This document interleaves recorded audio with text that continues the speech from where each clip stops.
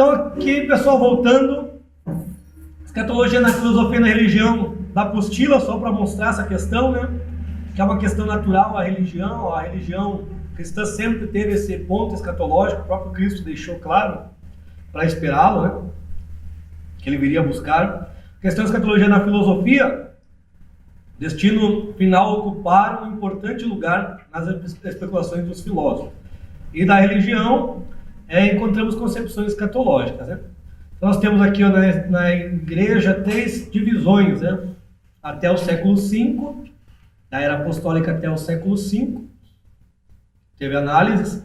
No período do século II, III e IV não teve muito escrito sobre a escatologia, porque a preocupação era mais a natureza de Cristo, né? Depois, até a Reforma, aí a Reforma fica aquele domínio, né? Predomínio católico, e a Reforma começa a surgir novamente pensamentos escatológicos, né? Com a Reforma. Começa a escrever mais, né? Terá mais argumentos. Até então, não tinha muito, né? Tinha aquilo que os teólogos cristãos produziam, mas era pouco, não era tanto material. Não tinha tanta preocupação, não tinha essa visão escatológica, essa necessidade, né, que nós encontramos hoje, né? A curiosidade escatológica, né? Aí a Reforma surgiu, inclusive, com a ideia, né? Aquela ideia de que o Papa será o anticristo, né? Até hoje tem linhas teológicas que defendem, não, o anticristo é o Papa, né? Porque surgiu na Reforma protestante. Aí depois, conforme as guerras, né? A Guerra Mundial, Segunda, e com o avanço, né? Com as coisas cumprindo-se, né? A gente observa que há mais escritos e houve mais pesquisas no campo da escatologia. Da Reforma até os dias atuais. Somente nos últimos dias. E é por isso que a gente tem que pegar... É até difícil falar isso dentro de um curso teológico. A gente tem que pegar muitas argumentações teológicas e deixar de lado para você entender a Bíblia. Senão você não entende. Porque você vai com ideias pré-concebidas, como está lá na apostila, né? Seja pré-milenarista, seja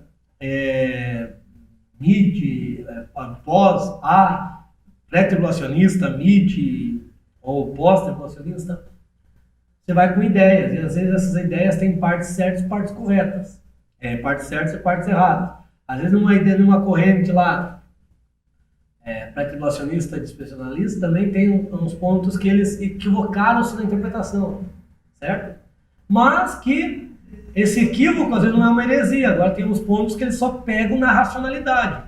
Então, igrejas históricas, eles vão muito para a racionalidade e para a lógica, eles não vão para o lado espiritual das escrituras também, né? Para o ponto profético, o ponto mais... o espírito por trás da letra, vamos dizer assim, né? E a gente tem que pegar, a gente tem que entender que a Bíblia não é um livro humano, que eu vou interpretá-lo através da minha razão, da minha lógica ou da história. Eu vou interpretá-lo a partir do Espírito Santo interpretando esses textos para mim. Então hoje, graças a Deus, hoje nós já temos teólogos visando mais as escrituras do que as linhas teológicas.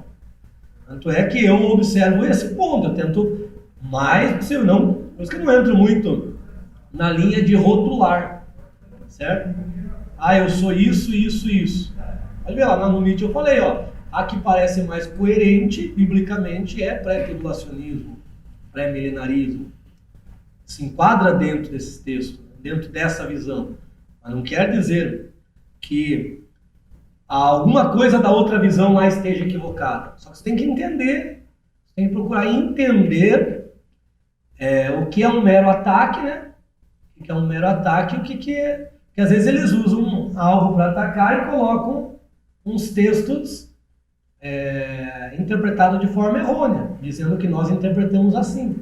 E às vezes a língua não interpreta assim, eles que criam esse rótulo para nós, entendeu? Então nós temos que analisar. Então toma escatologia novíssimes, né? Acredito que é o latim, né? As últimas coisas, escatai emerai, últimos dias, escatos tom chronon, últimos tempos, scate hora, última hora, esses três é grego, né?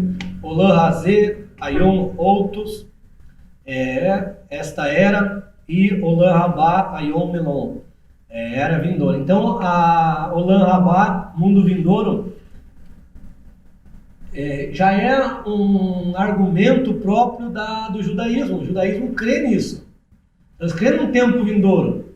Você observa, por que eles creem? Eles só têm o Primeiro Testamento. Por que eles creem no mundo vindouro, numa nova era? Que eles falam Olam Rabá, que para chegar lá tem que ter mérito. Por que eles creem nisso? Porque tem profecias, Isaías, Jeremias, Ezequiel, mostrando que vai acontecer. Se vai acontecer, é porque ainda não. É óbvio. Se eles esperam, é porque ainda não aconteceu. E aqui que está. Se não acontecer, a Bíblia se torna. Esses profetas se tornam mentirosos. É aí que você quebra a linha, que diz que nós somos literalistas. Mas se o povo ali, se Deus não cumpriu promessas que diz acerca daquele povo que vai cumprir, se Deus nunca cumprir em nenhum momento da história, a Bíblia se torna mentirosa.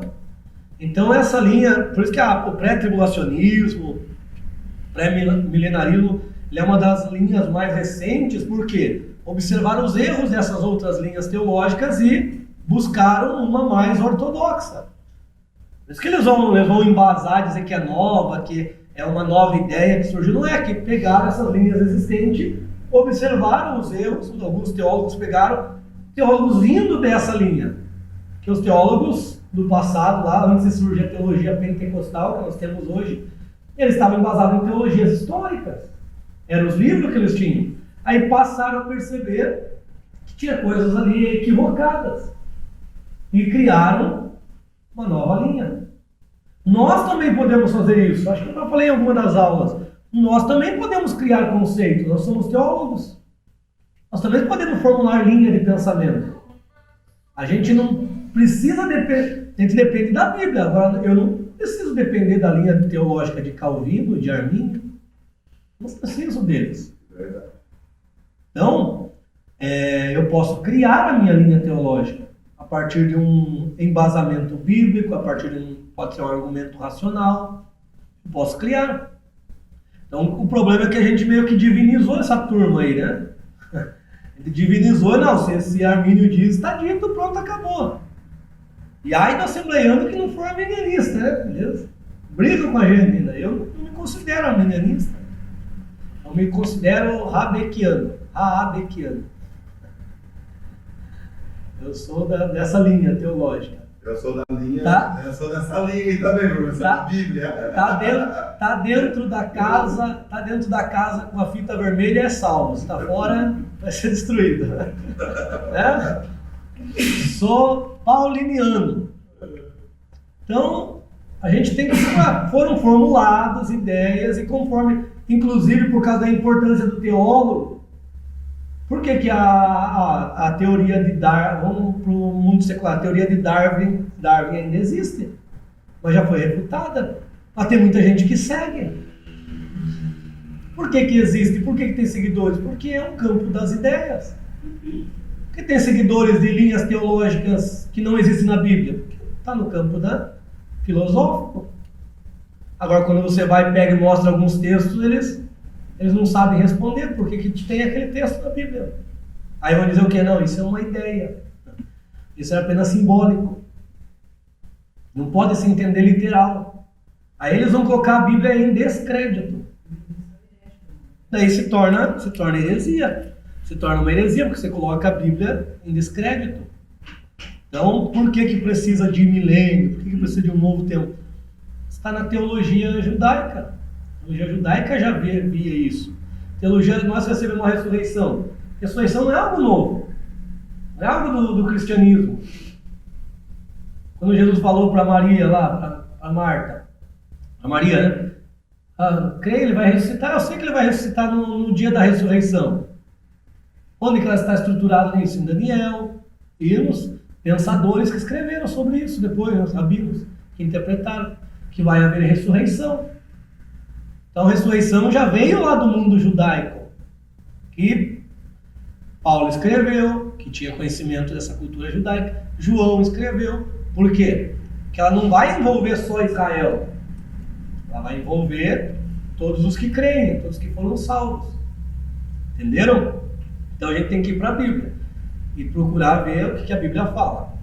A morte, o estado intermediário, que a gente vai definir algumas coisas interessantes. Morte na Bíblia, conceito de morte na Bíblia é sempre separação, certo? O que é morte? Separação. Então, primeiro, quando eu digo lá, certamente, se você comer essa fruta, certamente morrerá. Ele morreu? Morreu. Porque o Espírito Santo separou. Fez afastamento. Agora não morreu literalmente. Não, porque a gente só entende. Só entende no literal. Não, a gente só entende a morte física. A gente interpreta a morte física. Mas tem a morte espiritual, a morte física e a segunda morte. São 3 tipos de morte apresentados na Bíblia. Então, espiritualmente ele morre? Morre, porque a Bíblia fala que o pecado faz divisão entre nós e nosso Deus. Então, faz divisão, faz separação. Então, espiritualmente ele morre. Por isso que Deus pergunta: Adão, onde estás? Não é porque Deus sabia em que árvore ele estava escondido, né? Em que árvore estava escondido. Você acha que Deus não sabia da localização geográfica? Por que Deus faz essa pergunta? É porque Deus não sentia a presença, a comunhão mais de Adão e ele. Ei, professor, foi daí que inventaram o GPS. Tá certo? Então, ó, então a primeira morte aqui, ó, né? Vou até colocar aqui, ó. No estado intermediário há uma espera de julgamento, tá? Já vamos comentar isso. Então, corpo no grego soma ou sarmes, acho que também é corpo, e alma, psique. A palavra bio também, que fala para vida na carne, psique, vida na alma, e zoe, vida espiritual. Morte, separação, tem a morte física, que coloquei 2 textos ali. Tem a morte espiritual, que é essa morte que nós falamos. Depois a morte física foi gradativamente acontecendo com Adão e com seus descendentes. E ainda há uma morte eterna, que é a segunda morte. Aquele que vencer, comer a árvore da vida, não sofrerá a primeira promessa para Éfeso, né? Primeira promessa: aquele que vencer comerá da árvore da vida que está no meio do jardim de Deus. Isso fala da vida eterna, né? Terá a vida eterna em si. Segunda promessa ali para Esmirna: aquele que vencer não sofrerá o dano da segunda morte. O que é a segunda morte? Está explicando em Apocalipse 21 ali. Segunda morte e a morte e o Hades foram lançados no lago de fogo. Esta é a segunda morte. Ou seja, é o afastamento eterno do homem de Deus. Então essa separação eterna, que o homem estará em juízo, se chama segunda morte. Então, separação eterna. De sorte que eu posso nascer uma vez e morrer 2 vezes. E agora, se eu nascer 2 vezes, eu posso morrer uma vez só. Olha essa coisa. Então, se eu nascer uma vez, eu morro fisicamente e morro a segunda morte eterna, né? Porque se eu não aceitar a Cristo, se eu não nascer de novo, então eu nasci uma vez só. Vou passar por 2 mortes: morte física e morte eterna. Já nasço morto espiritualmente. Morte física e morte eterna. Agora, se eu nascer da carne e depois nascer de novo, tiver 2 nascimentos, eu posso morrer na carne? Sim. Posso. Mas eu não vou sofrer o dano da segunda morte, porque aquele que crê em mim, ainda que esteja morto, viverá. Entendeu? É uma trocadilho de palavra, né? Só para... Então, a imortalidade da alma. Só Deus possível... aqui está então um conceito, faltou aqui um pouquinho de análise. Só Deus possui o atributo de eternidade. Imortalidade as criaturas possuem, né? Anjos são seres imortais. Nossa alma é imortal. Essa imortalidade da alma, inclusive essas linhas teológicas que são mais racionalistas, elas dizem que é um pensamento grego. Mas o farisaísmo já ensinava isso. A imortalidade da alma vem do mundo judaico, não vem do grego. não vem dos gregos. Paulo não tem a cultura grega como base. Paulo conhece o grego, conhece um pouco da cultura, mas a base de Paulo não é grega. Então Paulo não foi influenciado pelos gregos. Mateus não foi influenciado pelos gregos. Nenhum, porque eles são judeus, e a base deles é judaica. E aprenderam com Jesus, que era um judeu, que Jesus nunca passou pela Grécia, passou pelo mundo, esse Fenício, né? Mas Jesus não estudou grego, não falava grego, não. Não, ele não estudou, mas ele sabia tudo, né? Ele teve que se despir disso, a onisciência. Então, ele não falava outras línguas. A não ser que o Espírito desse para ele falar, como dá para nós hoje, né? Se o Espírito Santo, se ele precisasse falar o grego, ele falaria, porque ele tinha a plenitude do Espírito. Nós também, nós tínhamos a plenitude do Espírito e parecia um alemão aí, e Deus quer nos usar. Para nós vai ser língua estranha, para ele vai ser um alemão. Então, essa limitação de como saber todas as coisas, ele sofreu, porque ele despojou de si, né, os atributos de si, para sofrer a humilhação. Mas ele dependia do Espírito. O Espírito, para onde o Espírito mandava, ele levava. Ele poderia falar, mas aprender ele não aprendeu. Ele não viveu na cultura grega, ele viveu na cultura judaica, né? Então, no sentido de existência continuada, é atribuída a todos os espíritos. Na teologia, o homem era imortal antes da queda. Aqui, a mortalidade, na verdade, o homem foi criado mortal e imortal. Por exemplo, seu espírito poderia morrer ou não? Tem a morte espiritual ou não? Tem. Então, espírito foi criado mortal. Dependendo da aprovação. Se ele vencesse a prova, seria imortalizado. Sua alma, mortal ou imortal? Estamos falando aqui, né? Imortalidade da alma já está ali, né? Então a alma é imortal. O corpo físico, mortal ou imortal? Mortal, né? Então ele tem que entender o homem na sua tricotomia. Se ele vencesse, é o que vai acontecer lá no milênio, né? As nações, com Israel, serão imortalizados. Então eles terão plenitude para se tornar imortais, perpétuos. Se Adão vencesse, era o que ia acontecer. Tá? Mas é diferente de se tornar imortal, é diferente de ter vida em si mesmo. Quando eu falo do galardão, comeremos a água da vida, beber da água da vida, fala de imortalidade em si mesmo, vida em si mesmo. Porque nós teremos em nós a vida em nós mesmos. Eles não, eles dependem, né? Eles dependem, principalmente dos frutos, né? Inclusive daí tem aquela dificuldade de entender os versículos. E as nações comerão dos frutos da árvore da vida, e as suas folhas serão para a saúde. Se eles precisarão das folhas e de comer, é porque eles necessitarão de algo, né? Eles não têm vida neles mesmos. Eles não precisarão se alimentar. Por isso que essas idas de Israel, para eles receberem a bênção, a vida que vem do rei, não vem de Cristo. Ele é a fonte da... Sem ele... Isso milênio. Aí depois que passou o milênio, estado eterno, daí todos que estiverem com ele, que não foram seduzidos por Satanás, todos que não seguiram Satanás, optaram por Cristo, aí eles não dependerão mais eles já terão vencido a prova. Porque todo mundo tem uma prova para ser vencida. Adão teve a prova, perdeu. Jesus teve a provação, não teve? Venceu. Nós temos provação? Se vencermos, estaremos com ele. Muitas provações. Na grande tribulação, terá a prova? Terá. E para vencer, para ser salvo, terá que pagar com o próprio sangue, muitas vezes. Dependendo da ocasião, né?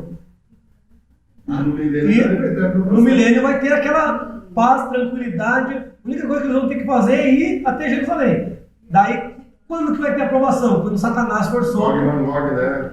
E aí, é um Gog Magog, né? Acabou. Aí todos terão oportunidade, né? Isso já aconteceu desde a eternidade. Os anjos passaram por isso também. Por aprovação também, né? Eles tinham o livre-arbítrio, né? 2/3 optaram por permanecer com Deus, 1/3 optou em seguir querubim. Certo? Então toda criatura passa por esse momento de provação, né? para receber a aprovação. Analisando bem a fundo agora, é isso mesmo. Não tem desculpa para ninguém, né? Não. Ninguém tem desculpa. De escolha, né? Então, Sheol e Hades, duas palavras que falam da morte, estado intermediário, tá? Não da morte em si, mas do estado intermediário, que é o lugar onde as almas vão, né? Sheol. Se tiver Seol é um erro de tradução, tá? Tem algumas bíblias que traduzem lá embaixo no Seol, porque essa... Também é limbo, purgatório, entra tudo aí nessa classificação, então. Não é o purgatório porque é o purgatório... porque é uma teoria. Sim. Mas... Já não entra porque lá, tipo, tem a oportunidade de ser salvo lá. E aqui não, aqui é a oportunidade em vida, né? Não é. Lá, tipo, a ideia do purgatório ali é a ideia de o quê? Que pode haver, dependendo do pecado, pode haver uma restauração depois da morte. Só que aqui não, aqui é um estado, é um lugar onde os mortos vão ficar por um determinado tempo, aguardando o julgamento. Isso aí é real. É real. Sheol e Hades é uma palavra usada para lugar dos mortos, né? E é um lugar espiritual, das almas dos mortos, porque o corpo fica na terra. Certo? Com licença, porque lá tem uma pergunta, tem uma questão lá que é para a gente falar sobre o estado intermediário. Eu até não enviei ainda, mas eu já coloquei tudo isso, limbo, Sheol, Hades. Eu embaixo eu coloquei, né, que alguns que a Bíblia não diz que o estado intermediário você vai ter opção de salvação, não. Vamos ver agora o que é esse estado intermediário? Estado intermediário aí, professor, é o que Jesus fala na parábola do Lázaro Rico em Lucas capítulo 16, se não me falha a memória, aonde o rico é sepultado e pronto, né? Ali é o estado intermediário, né? Onde ele vê tudo ali e aí ele não tem oportunidade, ele pede que envie Lázaro, né? Até os seus irmãos para que não venham para um lugar de tormento. Aqui nós vamos ver aqui, ó. Hades e Sheol, lugar intermediário dos mortos, é onde as almas, né? O morto é a alma, o espírito volta para Deus. Porque o espírito é como se fosse um registro. Quando eu falo dos livros que serão abertos, é por causa do espírito. Nosso espírito é como se fosse um registro de todas as coisas que fazemos. Nosso espírito serve como um registro, como se fosse a caixa preta, né, do avião, que registra tudo. Você não pista, vai registrar. O estado real dos mortos em geral. Antes da morte de Cristo, todos iam para o Sheol Hades, independente de justo e injusto. Só que Jesus vem e revela como que era isso. Revela que depois eu vou mostrar o desenho aqui. Há um abismo que separa um lugar que era chamado paraíso, ou seio de Abraão, e um lugar que era chamado lugar de tormentos. E embaixo ainda tinha o poço do abismo, que é o Tártaro, né? Então, Tártaro, poço do abismo. Pedro fala sobre isso. Lugar de tormentos, seio de Abraão. Certo? Seio de Abraão um pouco mais acima do lugar. Então, essa era a crença e é um fato que Jesus corrobora. Parábola, eu tenho um ponto que as pessoas interpretam errado. Parábola não é um conto. Certo? Muitos entendem parábola como se fosse conto. Mas parábola é uma figura de linguagem que denota o quê? Comparações. Então, Jesus fez comparações acerca do mundo espiritual, do reino, com as coisas terrenas. Inclusive, nessa parábola, ele vai... Por isso que é uma parábola histórica, né? É história também, né? Ele vai contar um aspecto do mundo espiritual, mas não do reino dos céus. Agora, lugar intermediário. Por que intermediário? Porque haverá um lugar, o estado eterno, tanto para os salvos quanto para os ímpios. Por isso que é intermediário. É como se fosse uma antessala, né? Você vai lá para o julgamento e você fica aguardando, né? Até o juiz chamar e te julgar. O juiz vai chamar os salvos. Tribunal de Cristo. É para os salvos. Não vai ter condenação. Vai ter galardões. Certo? Mas vai passar pelo tribunal. Salvos. Os ímpios. Qual que é o tribunal? O grande trono branco. Ali só vai ter condenações. Não vai ter salvação. Ele vai ser só para mostrar, para ratificar, né? Por quê? Porque eles não foram julgados. Eles estão lá no lugar de tormento, mas não foram julgados ainda. Mas diz que depois da morte veio o juízo. Aí alguém fala lá na apostila que esse é o juízo particular. e que o juízo final é que eles vão receber só a medalha de malfeitor. Sim, é que o estado intermediário, lugar de tormento, eles já estão em tormento, a alma já está em tormento. Só que está em alma. Julgado ali porque já é depois da morte deu juízo, que é um juízo particular cada um. É igual a pessoa foi pega no delito. Ela vai presa. Isso mesmo. Isso aqui é bem da minha mente agora. Ela vai presa, mas ela guarda o julgamento. Ela já está sendo castigada a partir do momento que você é preso, por exemplo, ali por um furto. Você vai ali pra Vila Espardice e fica lá na cadeia preso. Você não vai ficar na tua casa, verdade? Exatamente. Aí depois você vai esperar o juízo para te julgar, para ver mais quanto tempo você vai perder de sentença. Pra ver a tua condenação. E aquilo que você passou ali, se você passou um ano ali, ele não vai acrescentar aquele um ano ali. Ele só vai colocar mais 2, 3 anos. E aquilo que você passou preso ali, ficou de castigo. Tá aí, ó, a mesma... É a comparação perfeita. O juízo final, eles vão passar pelo grande trono branco em alma ainda. Aí eles, ao receberem a condenação, aí eles recebem o corpo de vergonha, né? Porque é a segunda ressurreição. A segunda ressurreição é uma ressurreição que a pessoa vai ter o corpo novamente. Por quê? O anticristo e o falso profeta não foram jogados vivos? Lago de Fogo? Porque o lugar de juízo, Lago de Fogo, é um lugar que é juízo tanto para espíritos, que Satanás e seus anjos serão lançados lá, quanto para vivos. Por quê? O anticristo e o profeta foram lançados vivos.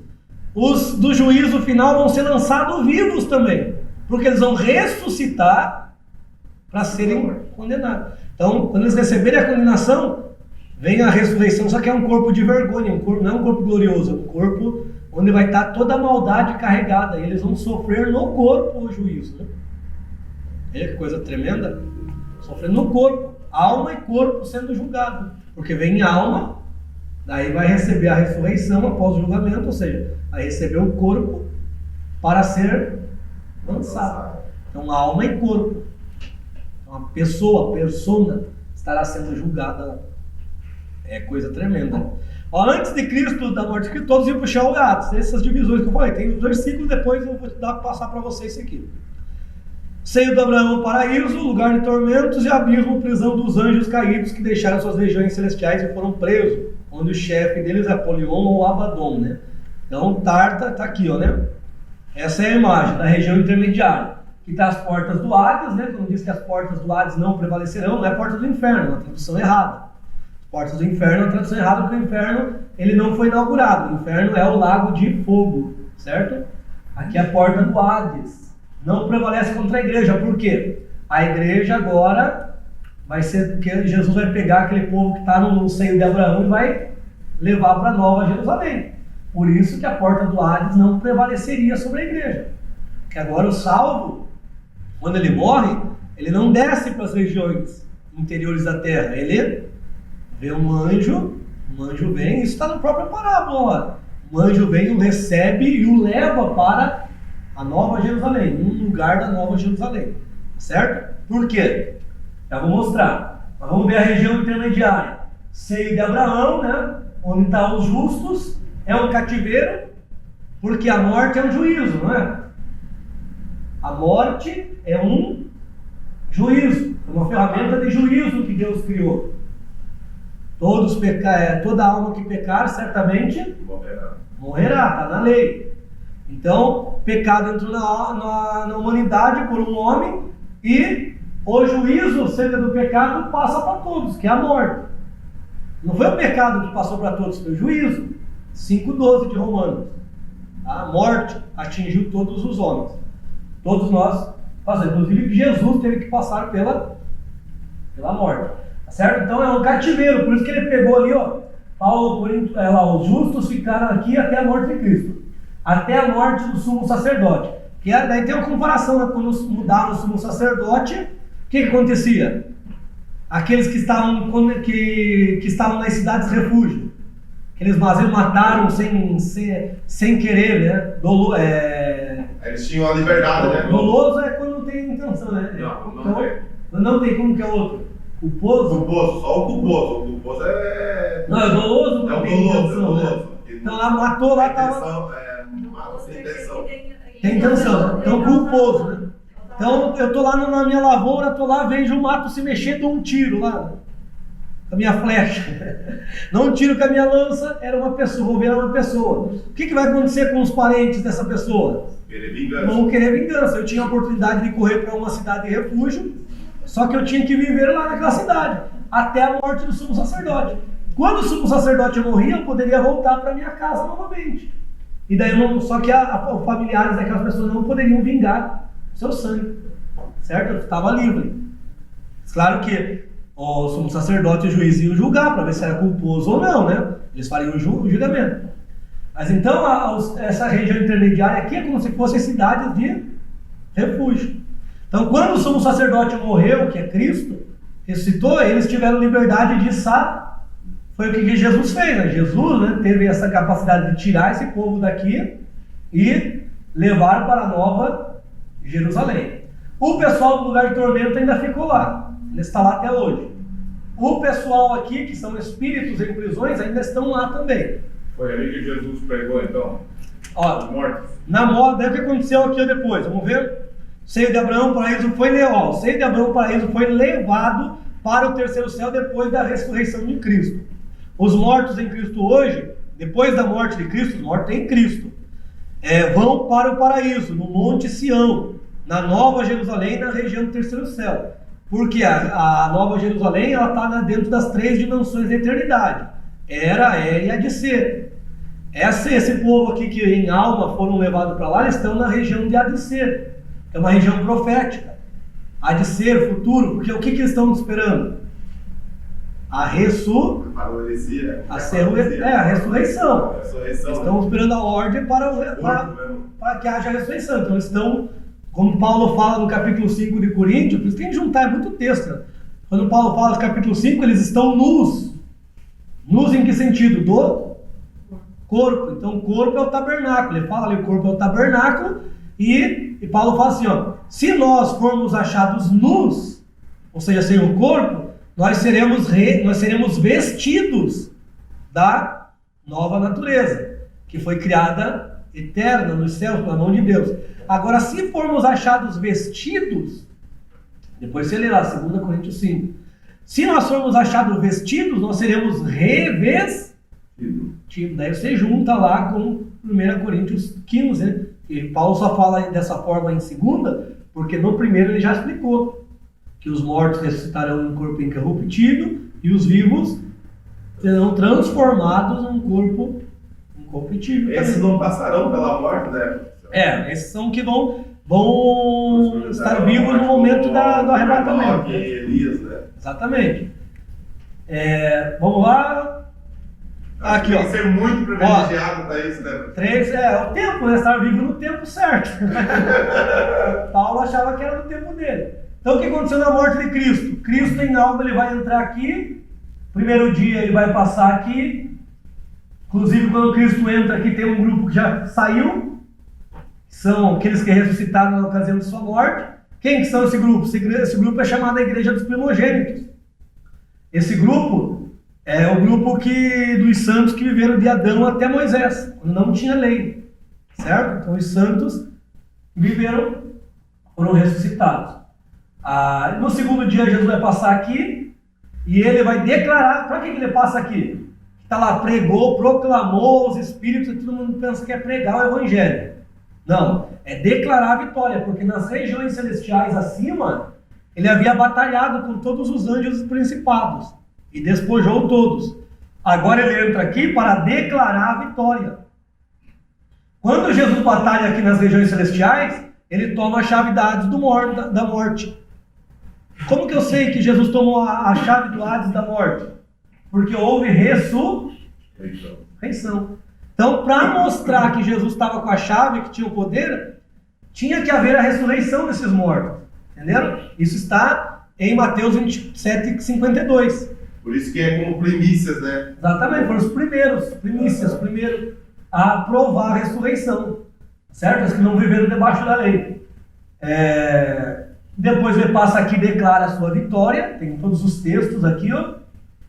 E por fim ele passa aqui também. Alguns segundos de paz, né? Exatamente, nós explicamos lá, né? Tiveram alguns momentos de paz, tranquilidade, pediram até para ficar, né? Para que ele ficasse ali, para que ele ficasse, porque eles tiveram paz, porque o príncipe da paz passou ali, né?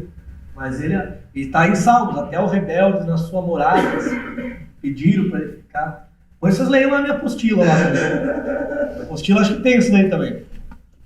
Tá certo? Aí ele vem depois e pega esse grupo que está aqui. Pega esse grupo que está aqui. Já tinha separado lá da garagem de Deus 200 milhões de carros, né? Já tinha separado 200 milhões de carros separadinho lá para carregar essa galera, né? Aí combina o lugar, né? Combina o lugar onde está aqueles vivos, aqueles que ressuscitaram e os que estão em alma. Então, dois grupos sobem aqui. Isso aqui é um paralelo tremendo para o arrebatamento. O que aconteceu antes desse grupo sair em alma? Não aconteceu uma ressurreição? Depois esse grupo, Jesus não passou aqui, não arrebatou daqui? É o que vai acontecer no arrebatamento. Vai haver a ressurreição, depois o grupo haverá a transformação e Jesus levou eles juntos, ou seja, juntamente seremos arrebatados. É o que está em 1 Coríntios 15, 1 Tessalonicenses 5. Os mortos ressuscitarão primeiro, depois nós que ficarmos vivos seremos transformados e juntamente. Então, para ressuscitar, eles têm que voltar para o corpo onde o corpo está. Senão não é ressurreição. Então vai haver um grande terremoto na Terra, né? Você sabia que o terremoto é o prenúncio da ressurreição? É o prenúncio, né? Todas as vezes que houve uma ressurreição poderosa, houve terremoto. Ezequiel 37, houve um grande terremoto e a vida entrou nele. Depois você lê lá. Quando Jesus ressuscitou, houve. Quando Jesus morreu, não houve um grande terremoto? Nesse grande terremoto, 27 e 52 de Mateus, alguns ressuscitaram. Alguns dos santos ressuscitaram. Quando Jesus ressuscitou, não houve terremoto? Agora imagine todos os santos ressuscitando. Vai ser um terremoto. Vai ser visível, né, aos olhos, né, aos olhos da humanidade. Né? Partindo desse pressuposto, nós temos como interpretar biblicamente. Temos 3 textos aqui mostrando terremoto ligado à ressurreição. Podemos afirmar que quando houver a ressurreição, vai haver um grande terremoto de escala mundial. É porque a Bíblia mesmo fala que o mar dará os seus mortos, as matas, aonde morreu um santo, independente na sua região, ali ele ressuscitará, né? Então, é um terremoto tremendo, de escala global. Vai ter que dar conta, né? Até o Hades, né? A Bíblia fala que vai ter que dar conta. Todos vão ter que dar conta, vai voltar. O DNA da pessoa está ali, né? Por mais que foi cinzas, desaparece para nós, mas o DNA para Deus não desaparece, né? Então, vai voltar, tá certo? E aí, por isso que o anticristo vai começar a fazer essas alianças, né? Porque vai trazer paz, por causa da destruição que vai gerar, né? Vai ser um evento extraordinário, tá certo? O inferno, o lago é o mesmo que o lago de fogo. É o mesmo que o lago de fogo, não é o Hades, nem o lugar do tormento. Até porque a Bíblia fala que o Hades e a morte serão lançados lá. Aí está escrito lá na maioria das traduções, o inferno e a morte foram lançados no lago de fogo. Na verdade não, né? O lago de fogo é o inferno literal. Guerrinom, né? A palavra Guerrinom, Geena, ali Geena, vem do Geena e o Guerrinom é do hebraico, que é esse lago de fogo. Olha ali, uma visão.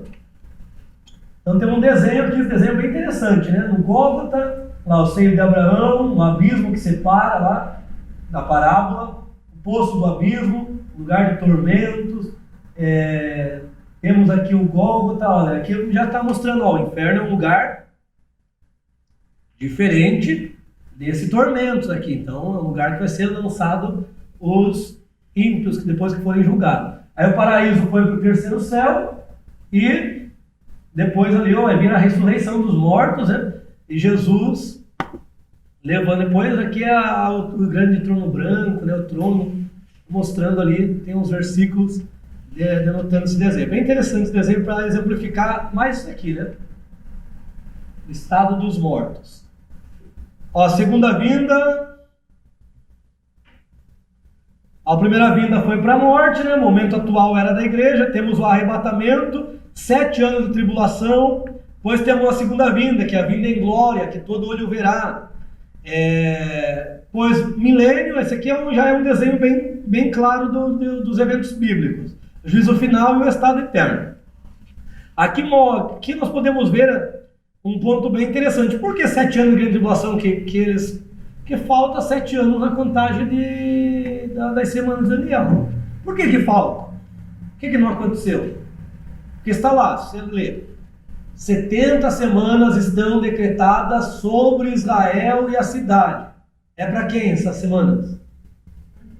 Israel e a cidade, está lá no texto. Tem nada a ver com igreja. Porque tudo que está lá é referente a Israel.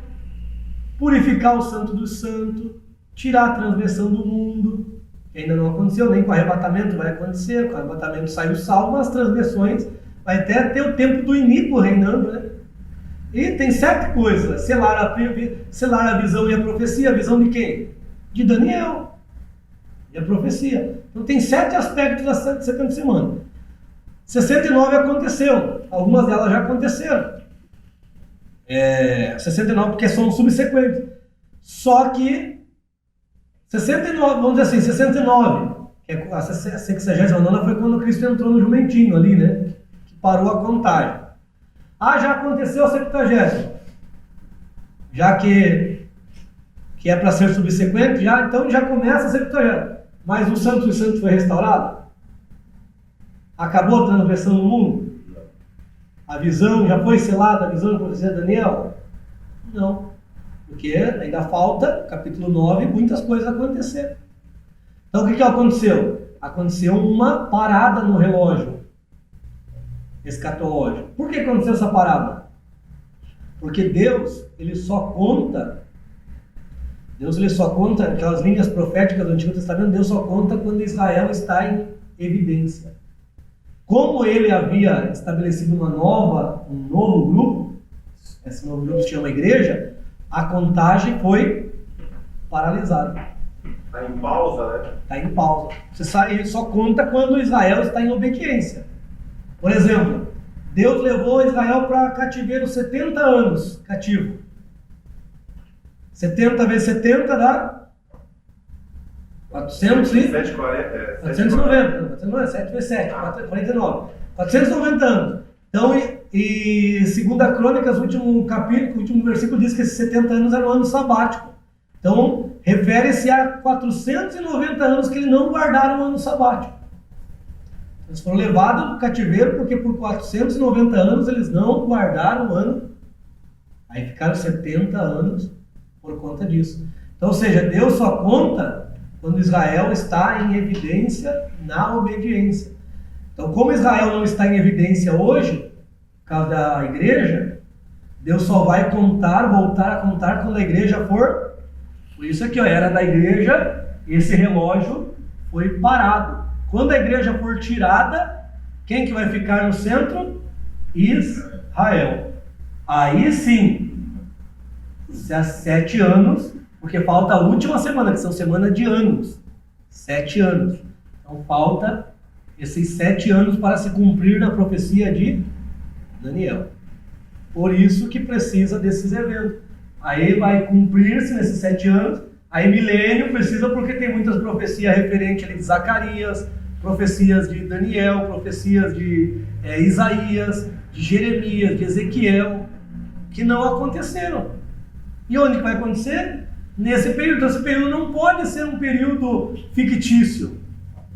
Tem que ser um período real. Tá? Aí estado eterno. Por quê? Se você ler Apocalipse 10, você vai ver que o tempo chegará um tempo que haverá o fim do tempo. O próprio Jesus pergunta para Jesus, quando será o fim? Esse fim é o fim do tempo cronológico. O fim do tempo cronológico acabará. Depois do juízo final, né? Entrará o estado Senhora, ali no arrebatamento, então no fim não vai ter mais era. Não, vai acabar, né? A contagem humana vai acabar, vai entrar em estado eterno. O mundo teve fim, daí acabou. Que fala no mundo, o fim do mundo como uma destruição total. Isso daí é um conceito errado. Haverá o fim do tempo cronológico. São as eras. Haverá o fim do pecado. Não, o tempo cronológico também, né? O tempo São eras. Sim, eras até a eternidade é mais contado com eras, né? Aqui seria mais séculos, milênios, né? Tempo cronológico, tempo cronos, né? E entra o kairos, né? A eternidade. Por que entra? Porque o kairos é maior do que o cronos. É a mesma coisa que, por que a Bíblia fala que o sol não dará luz e a lua não dará luz? Por quê? Porque a luz da Nova Jerusalém será maior. Se eu pego e coloco uma luz perto dessa luz que tem uma amperagem, uma amperagem muito maior, qual que você vai ver? Qual luz que vai ser ofuscada? Mas a luz está ali? Está ali, mas só vai ser vista tempo cronológico também. Vai ser só um aspecto pequenininho que houve, como uma lembrança, como um memorial, né? Porque agora a eternidade está envolvendo. O sol vai estar lá? Estará lá. Não é que vai ser destruído o sol estará lá, mas a luz dele será tão pequena, porque o que vai iluminar que vai iluminar todo mundo, todo o universo, vamos dizer assim, porque o universo hoje está na escuridão. Mas quando a Nova Jerusalém chegar até ele, haverá luz, como se fosse um haja-luz de novo. Pode perguntar, né? Não, ali no arrebatamento, ali que fala que Jesus virá nas nuvens, né? Subirá o primeiro, ressuscitará o morto. Sim, quando será nos ares. Depois ficarão os judeus e os que não foram salvos na tribulação, né? Depois nós vamos da oliveira. Pois desce, 7 anos dele. Então vai ser em duas etapas mesmo, só que a primeira... Essa aqui é a ideia antiga, vou te mostrar uma ideia nova. Ali nesse período que eles tinham deixado para trás, que daí veio a segunda vinda. Aqui ó, segunda vinda, a última vinda, só são duas vindas. Primeira vinda ele veio para cumprir a sua missão de sacrifício, salvar a humanidade. Segunda vinda para restaurar todas as coisas. 3 dispensações, o mistério da graça e da plenitude dos tempos. Então, nós estamos na graça, ele vai vir e vai estabelecer a plenitude dos... O que é plenitude? Cumprimento de todas as coisas.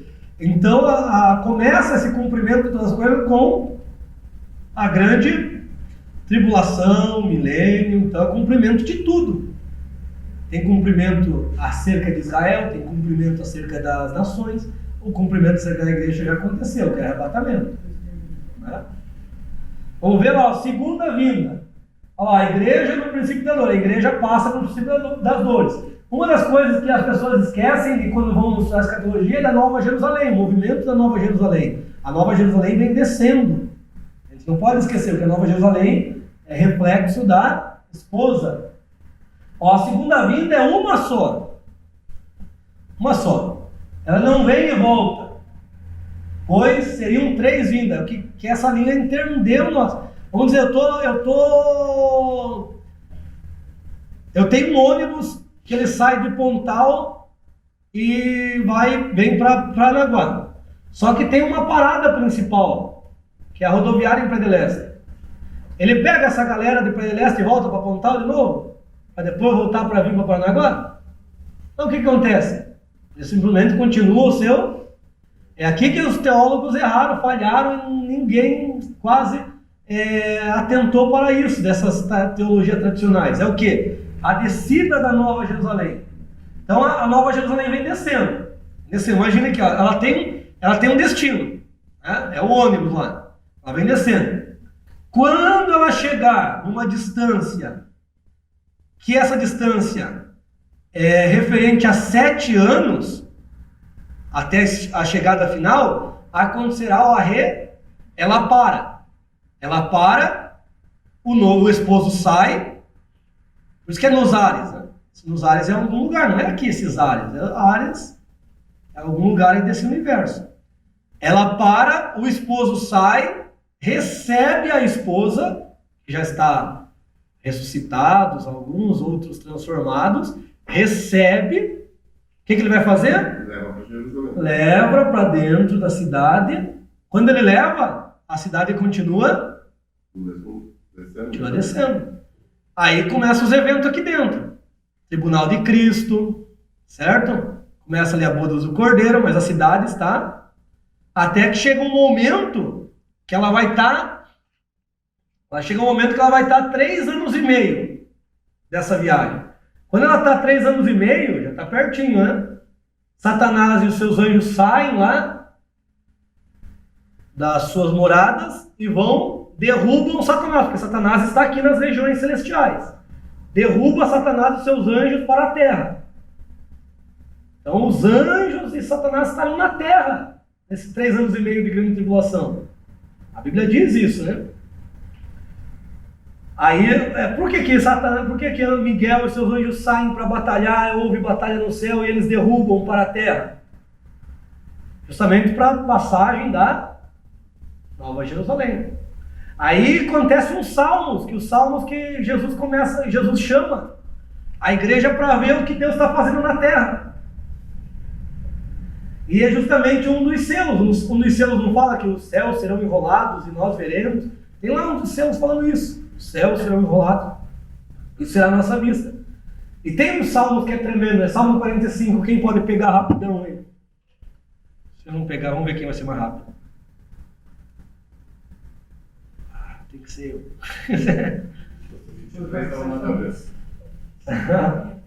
Salmo. 40. Ei, cadê eu? Ih, fui pra Jó. Vocês estão precisando praticar agora no celular. Vai ser eu. Deixa.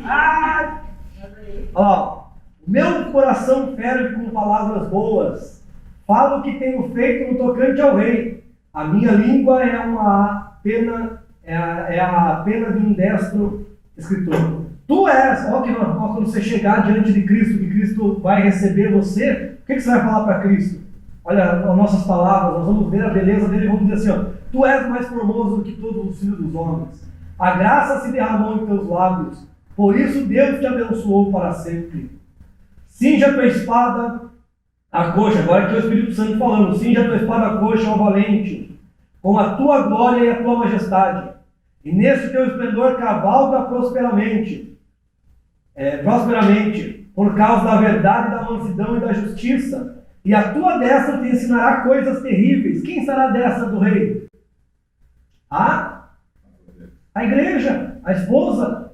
Quem está à destra do rei? Não é a rainha? Então a esposa estará à destra e ensinará coisas tremendas, né? Coisas terríveis, porque nós passamos por tantas lutas. Nós vamos começar a comentar com Cristo como que foi, mostrar os caminhos que permeamos. As tuas flechas são agudas no coração do inimigo, dos inimigos do rei, as nações, Satanás. E por elas os povos caíram debaixo de ti. O teu trono, ó Deus, é eterno e perpétuo. Certo, o teu reino é um reino de equidade. Aqui é o reino milenar. Tu amas a justiça, odeia a impiedade. Por isso, o teu Deus te ungiu com óleo na tua... Isso aqui, na verdade, é o salmo da esposa dentro da Nova Jerusalém. Agora vem os salmos que é da grande tribulação, que nós vamos ver acontecendo. Deus é nosso refúgio. Por que ele é nosso refúgio? Porque nós estaremos na nova. Então ele é nosso refúgio. E fortaleza, socorro bem presente na angústia, que é a tribulação. Portanto, não temeremos, ainda que a terra se mude. Olha o que vai acontecer com a terra, né? Vai ser abalada. E ainda que os montes se transportem para o meio dos mares, ainda que as águas rujam e se perturbem, ainda que os montes se abalem com a sua braveza. Há um rio cujas as correntes alegram a cidade de Deus, cidade do Altíssimo, a Nova Jerusalém. Deus está no meio dela. Lá os gentios se embraveceram. Verso 6. Os reinos se moveram, ele levantou a sua voz e a terra se derreteu. O Senhor dos exércitos está conosco, Deus de Jacó é nosso refúgio. Aí ele vai chamar-nos para ver. Vinde, contemplai as obras do Senhor, que desolações tem feito na terra. Ele faz cessar a guerra até o fim da terra. Quebra o arco do anticristo, porque a Bíblia fala que veio um cavaleiro no cavalo branco com um arco, então ele quebra o arco, ele destrói o anticristo, corta a lança, Quem que é a lança desse arco? Falso profeta. Ele destrói, ele queima os carros no fogo, que são os carros de guerra vindo contra Jerusalém, e ele vai dizer para o povo de Jerusalém: aquietai, sabei que eu sou Deus, serei exaltado entre os gentios. Olha, não é nós agora aqui, não é para nós ver, não é nós que estamos aqui. Sereis exaltado entre os gentios é Israel, será exaltado entre as nações, serei exaltado sobre a terra. O Senhor dos Exércitos está conosco, Deus de Jacó é nosso refúgio. Então você viu como tem escatologia nos Salmos? E muitos nem se aperceberam. Então, 3 anos e meio, ela vai acontecer todos esses eventos. Ela chega aqui, ó. Quando ela chega aqui, posição final, que é sobre a Jerusalém, só que é num lugar acima de Jerusalém, Jesus com a igreja saem para guerrear. É essa batalha do Armagedon, que ele vai quebrar o arco, quebrar a lança, vai queimar os carros no fogo. Aí vai haver a grande batalha. Houve a batalha, daí ele vai estabelecer o seu reino. Vai estabelecer. E a cidade fica, no milênio, ela fica sombreando. Depois, ela vai assumir a posição no cosmos. Ela vai assumir a posição no cosmos, vamos dizer assim, né? Porque ela vai ser luz para toda, não haverá mais trevas, a Bíblia fala, não haverá mais noite, né? Ela vai ser luz para toda a região que hoje é escuro, né? Escuridão, né? Então entendeu? A segunda vinda é uma só, olha lá, ó. A cidade vem descendo, chegou 7 anos. Da posição final, a igreja é arrebatada, ela continua. Primeiro 3 anos e meio de Cristo. É secreta, né? Do arrebatamento. Ou não? Temos que tirar essa ideia de secreto. Tirar essa ideia de secreto é obsoleta já. É obsoleta. Por quê? Porque o arrebatamento, muita gente vai sumir. O evangelho está sendo pregado dizendo, as pessoas estão pregando sobre arrebatamento. Então as pessoas sabem o que é. Sabe o que vai acontecer, não é? Sabe o que vai Não, acontecer. secreto no sentido de que só quem vai ver. Não, vai ser quem ser arrebatado, mas só que quem não foi arrebatado não vai saber o que é. Essa ideia de secreto... Não, os que ficaram. Vamos dizer só coisa Verão, só vai realmente ver. Vão saber. Vai saber que Vai saber por causa do terremoto. Eles verão a ressurreição. Então a gente tem que tirar essa ideia. Vamos falar sobre a ressurreição. Tem que tirar essa ideia de ressurreição secreto. dos mortos vai acontecer o quê? Um grande terremoto em escala Vai global. quebrar o campo, um vai se levantar, o outro não vai. Cadê, Ó, cara? essa ideia de secreto que a pré-milenarista trouxe, essa ideia de secreto, o que é secreto? Secreto é o que ninguém sabe. Aí ninguém sabe o que vai ser, o que vai acontecer o arrebatamento, que é no momento inesperado, é iminente. Tá. Aí daí secreto, sumiu, né? Mas peraí, aqui o povo que ficou não vai saber nada, porque se é secreto, ninguém sabe nada. Tem que tirar essa ideia, essas são as ideias que criaram, que são esses pontos que essas outras linhas pegam para dizer, porque realmente foram falhas. Então a igreja sabe que vai haver o arrebatamento, porque aconteceu. Aquele povo lá no Sheol não sabia que eles estavam perto de sair, porque um grupo ressuscitou. Então se um grupo saiu, ele sabe que está próximo o dia deles saírem. Se os mortos ressuscitaram, eu não sei te dizer agora se é um dia, no mesmo dia, pode ser 3 dias. Jesus ficou quantos dias na terra? 40. E se o evento do arrebatamento durar 40 dias?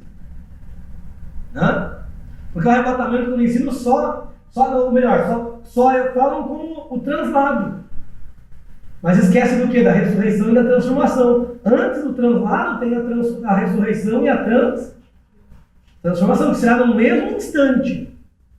Só que entre a ressurreição e a transformação, até o translado, a Bíblia não fala se tem tempo, se não tem, se é na mesma hora, se não é. A Bíblia não comenta.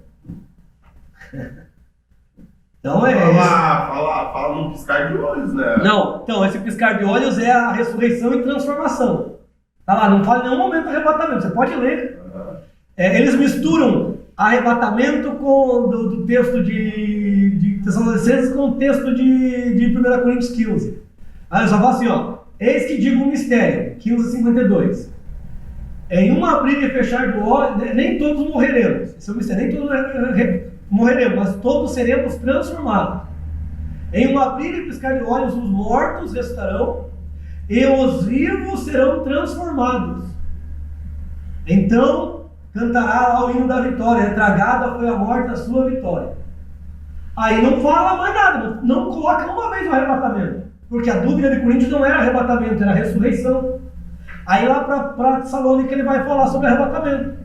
Ele vai dizer, não quero que sejam ignorantes que dormem, porque eles ressuscitarão. Aí nós não precederemos ele, mas os mortos ressuscitarão primeiro. Depois nós, se estivermos vivos, seremos transformados. Mas nós sabemos que essa ressurreição, essa transformação, conforme está em Coríntios, será no mesmo instante. A ressurreição e transformação. Seremos transformados. Aí depois ele continua. E juntamente com eles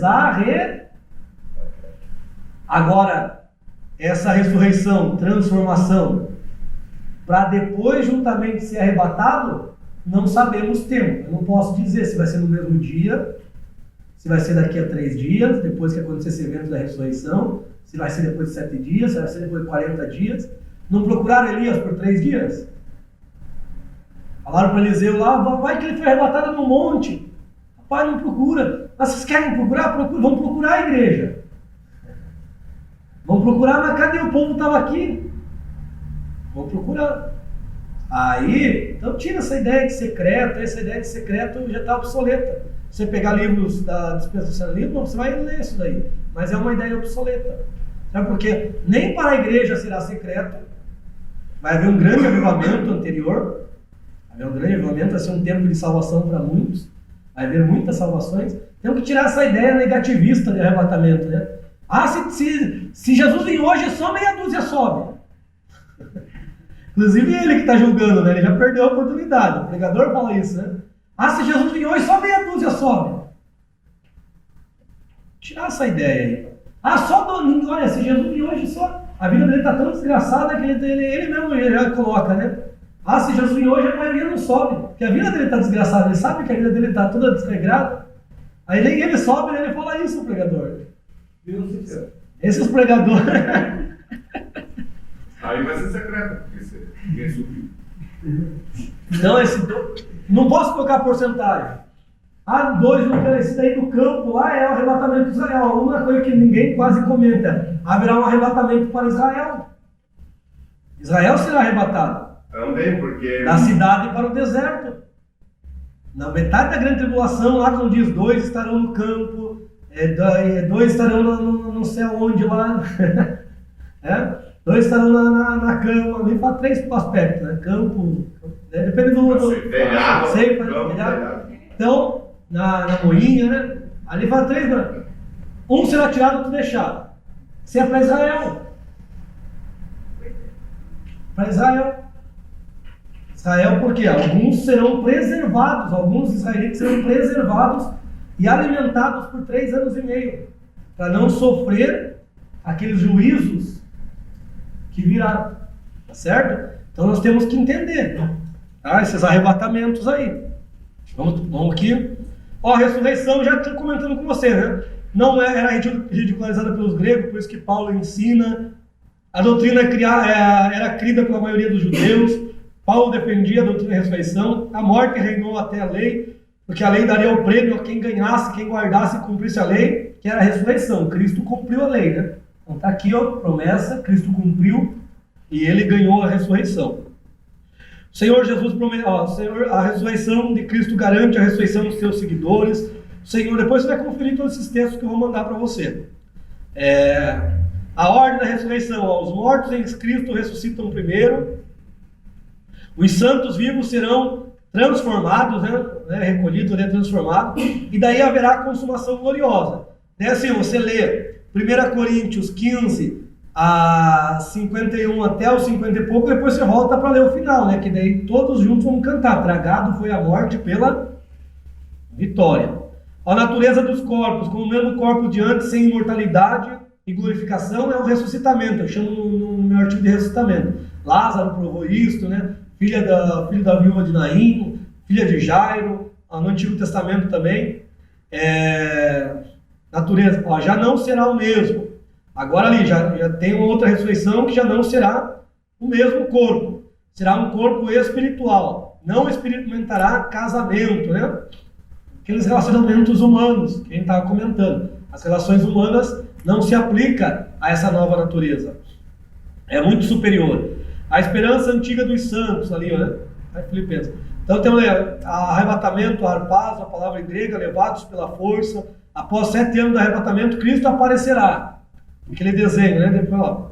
O arrebatamento, a reunião com Cristo acontecerá logo a seguir os princípios das dores, mas a redenção logo chegará. Tem o texto ali. O arrebatamento da igreja acontecerá depois do princípio das dores, pois Jesus vem buscar sua esposa para as bodas. No arrebatamento, a igreja, o organismo, que somos nós, não a denominação, receberá os privilégios da aquisição da salvação. Tá os textos lá. A cidade de Nova Jerusalém desce e a igreja, o organismo, entrará nelas para as bodas, que eu expliquei. Tem salmos ali mostrando. O anticristo não pode se manifestar enquanto a igreja, o organismo, estiver aqui. Precisa haver o arrebatamento para ele se manifestar. Depois do arrebatamento, o Senhor, isso aqui não tem apostila, tá? Isso aqui é privilégio de vocês. Será importunado, olha lá. Depois do arrebatamento, o Senhor será importunado nas bodas para alimentar um novo grupo de pessoas, que é os judeus, né? Daí tem a parábola que se refere a isso, que você vai ler lá depois na tua casa. Nas bodas, você fala, não posso sair, já estou no meu repouso. Como que eu vou me levantar para sair? Mas daí o Senhor vai dar peixe, vai dar pão. Vai ser um dia difícil. Vai ser um tempo de escorpião, mas o Senhor vai dar pão. Vai ser um tempo de pedra, mas o Senhor vai dar ovo. Ali tem ali as representações, depois você lê. Alguns acontecimentos da grande tribulação. Temos a mulher e o dragão, as 2 bestas, né, o anticristo e o falso profeta. Temos aqui, ó, aqui tem uns 20 textos provando, depois você vai ler com calma, que a igreja não passará pela grande tribulação. Tem muitos textos, inclusive aquele de Isaías que eu citei ali, 20, né, que é entra no teu quarto, fecha a tua porta, você vai ver. Então aqui, ó, é um dia, o arrebatamento ele é um dia que não é conhecido, né, porém não é como o ladrão da noite. Na primeira vinda ninguém lhe esperava, no arrebatamento virá para o que lhe espera. Jesus veio, a primeira vinda, ninguém, os judeus ficaram confusos, perdidos. Mas agora o arrebatamento nós estamos esperando. Ninguém pode dizer que é secreto, ninguém pode dizer que não sabe, ninguém pode dizer que... Então essa ideia criaram, mas ela é fraca. Criaram para tentar explicar, didatizar algo, só que ela se tornou fraca. Então, mas nesse sentido de secreto, eu entendo que eles querem falar invisível, né? Então, esse conceito, como eu falei, é um conceito que ficou fraco, justamente foi alvo de crítica, né? Um conceito que é alvo de crítica por causa disso. Tá? Ó, e sinais, existem sinais aqui, ó. Sinais do arrebatamento. Existem sinais da segunda vinda. Então é aqui que confunde muita coisa. Porque existem sinais que precedem o arrebatamento, sinais que precedem a segunda vinda. Aí as pessoas misturam tudo, acham que não vai ter arrebatamento. Certo? Depois você lê. Olha, o livramento dos grupos. Tem diversos grupos. Lá nós temos a igreja, sinais anteriores ao rapto, que é o arrebatamento. Tem os textos aqui, ó. Olha, temos selos, temos a primeira parte da tribulação, tem uma mega tríplice, que é a grande tribulação, lá arrebatados pela morte, não pela ira. Tem os santos e os servos, são 2 grupos diferentes que aparecem no Apocalipse.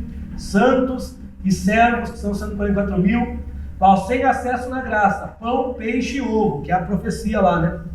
Será um tempo de escorpião, mas receberão pão, né? Será um tempo de serpentes, mas receberão peixe. Será um tempo de pedra, mas receberão ovo, né? Porque receberão só isso, não terão a revelação, não terão o que nós temos hoje, essa oportunidade de conhecimento como nós temos. Eles terão só a base. Creia, não aceite o sinal da besta, não aceite a falsa igreja, creia que o Senhor é o Criador, você agora creia até o final da sua vida, né? Se for torturado, creia até o final. Essa tortura também não é como ensinar para nós, cortar a uninha ali, daí nega Jesus, cortar o dedo, nega, não. Quem não seguir o que a falsa igreja pregar nos primeiros 3 anos, a Bíblia fala, vai ser nego. Tem essa de ser torturado com as torturas da igreja católica, né? Você crê no que nós estamos pregando? Não creio. Eu creio que Cristo é o meu Salvador, eu creio que Deus é o Criador de todas as coisas, eu não creio nas heresias que você ensina. Igual o Estado Islâmico faz lá com aqueles que não tem essa de torturinha. Vai ser para esse grupo. Agora existe nessa 3 anos e meio, existem as mazelas para ser enfrentadas, das trombetas e das trombetas, né? os derramamentos, as coisas que vai acontecer. Mas isso é um tempo terrível, não é um tempo fácil. Por isso que é um tempo de escorpião, é um tempo de serpente e um tempo de pedra. E os salvos vão ter a oportunidade de salvação, pão, peixe e ovo, oportunidade de salvação. Só isso, não vão ter revelação, não vão ter manifestações espirituais como nós temos, não vão ter sentir essa glória que nós sentimos. Nós vamos ter que provar, porque hoje nós testificamos a nossa fé pelo sangue de Cristo. Cristo derramou sangue, nossa fé é nesse sangue. Agora eles vão testificar a fé deles com o sangue deles, para provar que eles creem realmente em Deus e no seu Cristo. Então, ali criaram aquela ideia lá do três vindas, né? Pré-tribulacionista, dispensacionalista. É uma visão que os outros têm de nós, que é três, mas não é três, já mostrei para vocês, a segunda vinda é uma só, né? O pós-tribulacionista está aqui o cronograma deles. Evento depois do arrebatamento, tribunal de Cristo para os salvos, bodas do Cordeiro para os salvos, os julgamentos que haverá. Julgamento do pecado, julgamento do tribunal de Cristo, julgamento de Israel, julgamento das nações, do diabo e das suas hostes do trono branco. Tudo isso você tem que separar e analisar parte por parte. Se eu pegar julgamento e querer colocar tudo em um atacado só, eu vou falhar na interpretação. E aqui findou. Certo? Não entrou em detalhes do milênio, porque na apostila parece que não entra, né? Não foi colocado aqui. Mas eu vou passar todo o material, vocês vão ter o privilégio de ter todo o material que eu produzi sobre a escatologia, eu vou passar para vocês. Eu tenho alguns lá. Uma dúvida? Vai ter que ler 10 vezes a aula. Eu vou passar. É justamente nessa parte que eu vejo eles perdem, porque eles falam assim, vai ter que defender, vai ter que ter tantas ressuscitações, tantos julgamentos, mais um julgamento, entendeu? Porque não entendem que são para partes separadas, né? Exatamente. É o que eu falo, é pegar no atacado e querer interpretar, querer que todas as interpretações estejam corretas, mas se você pegar algo no atacado vai vir coisa podre também, né? Eu lembro uma vez que os vendedores de batata antigamente, né? Era um baldão de batata por R$2, né? Aí eu fui lá, minha mãe falou, vai lá, pega lá um balde de batata pra nós lá. E não tinha hortifruti como tem hoje, né? Aí eu fui lá, né? Pego uma, pego. Ele não é assim que tem que pegar. Eu falei, não, como que é? É assim, ó. Mas assim vai vir pura. Ele falou, por isso que é barata. Aí ele tinha que pegar, então é isso que eles fazem. Nessa pegar, querer misturar tudo, vai vir coisa podre, ou seja, vai vir interpretações erradas. Então tem que ir no atacar, tem que ir no varejo ali. Ter paciência, apertar, ver se apertar demais e não vai dar uma espremidinha aí, que tá podre, né? Então, é a falsa interpretação. Pregador. Tá, vou mandar para vocês lá, pessoal. Aí é ler e me perguntar, me questionar. Ler, eu vou passar em slides. Vai ter uma facilidade de ter tudo em slide, que é tudo já mastigado, né? Esse PPT teu aí. Oi? Esse aí é a apresentação do. Esse aqui é um resumo de um seminário que eu dei mais profundo. Então, tem no seminário tem mais coisas, né? Mais eventos ali explicados. Aí eu vou passar para vocês, tá certo? Quem tiver de escatologia lá eu vou passar, das ressurreições, eu já passei várias vezes o material, continuo passando sem problema, que é o material do artigo que eu produzi, né? São 23 páginas mostrando só sobre a ressurreição a partir dos textos gregos. Você podia fazer um drive e colocar o link também. Ih, rapaz, eu não sei se eu coloquei isso aqui na segunda parte da aula, né?